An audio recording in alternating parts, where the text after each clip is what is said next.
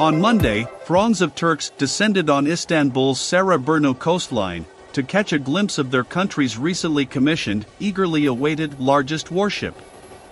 The TCG Anadolu bolsters Turkey's naval capabilities and makes the country one of the few nations globally with a domestically built aircraft carrier.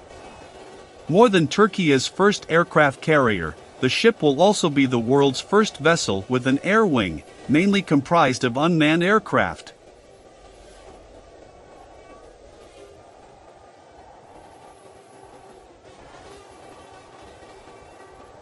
The TCG Anadolu is 231 meters long and 32 meters wide and boasts a displacement of 27,436 tons.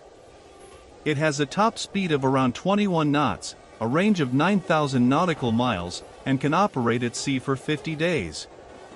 The platform will have long-range communication capabilities, allowing it to be remotely controlled from great distances. This will enable it to conduct reconnaissance, surveillance, intelligence gathering, and attacks against overseas targets.